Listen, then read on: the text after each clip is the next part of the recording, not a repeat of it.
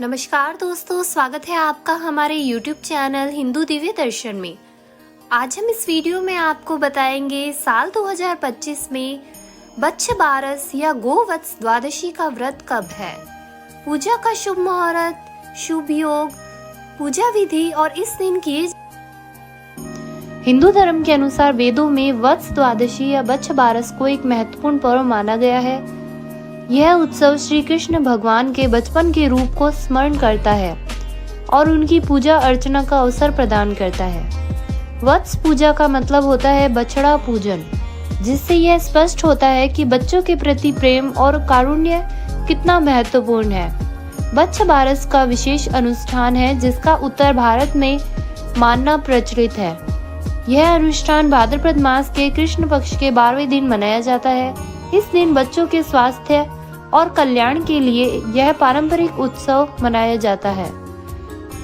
बच्छ बारस के दिन बाजरे के आहार से बने भोजन की विशेष महत्वपूर्णता होती है।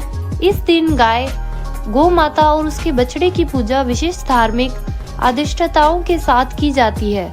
उपवास करने वाली माताएं इस दिन केवल बाजरे के आहार का पालन करती है, जो उनके शारीरिक और आध्यात्मिक स्वास्थ्य के लिए शुभ होता है, और साथ ही गरीबों को बाजरे के बने भोजन का भी दान किया जाता है। तो आइए दोस्तों जानते हैं साल 2025 में बच्छ बारस या गोवत्स द्वादशी का व्रत कब है, पूजा का शुभ मुहूर्त, पूजा विधि और इससे जुड़े कुछ विशेष उपायों के बारे में। 25 साल 2025 में बच्छ बारस का त्योहार 20 अगस्त बुधवार के दिन मनाया जाएगा। द्वादशी तिथि आरंभ होगी 20 अगस्त दोपहर 1:58 पर। द्वादशी तिथि समाप्त होगी 21 अगस्त दोपहर 12:44 पर। अमृत काल में पूजा का समय होगा रात 10:05 से रात्रि 11:39 तक। ब्रह्म मुहूर्त में पूजा का समय होगा सुबह 4:33 से सुबह 5:21 तक। बच्छ बारस की पूजा कैसे करें? बच्छ बारस पूजा विधि। बच्छ बारस की पूजा के दिन व्रत करने वाली स्त्री को सुबह नित्य क्रियाएं संपन्न करके स्वच्छ वस्त्र पहनने चाहिए। अगर आपके पास बछड़े वाली गाय है तो उसे स्नान कराकर साफ और नए वस्त्र पहनाएं। उसके साथ हल्दी चंदन से तिलक करें और फूलों की माला पहनाएं। पूजा सामग्री: एक तांबे के बर्तन में पानी डालें और उसमें तिल, अक्षत, इत्र और फूल डालकर गौ माता के शरीर पर छिड़कें। मंत्र पठन के बाद गाय के खुर पर जल चढ़ाएं।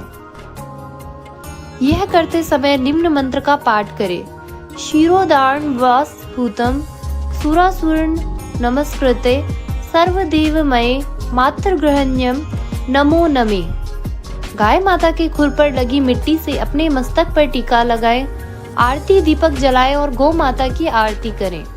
इसके बाद में बच्छ बारस की व्रत कथा सुने और कहें। व्रत के पूरे दिन व्रती को गेहूं, जौ और गाय के दूध से बनी चीजें को सेवन नहीं करना चाहिए। साथ ही चाकू से किसी भी चीज को काटना या काटने की प्रक्रिया में शामिल कोई भी वस्तु प्रयोग नहीं करनी चाहिए।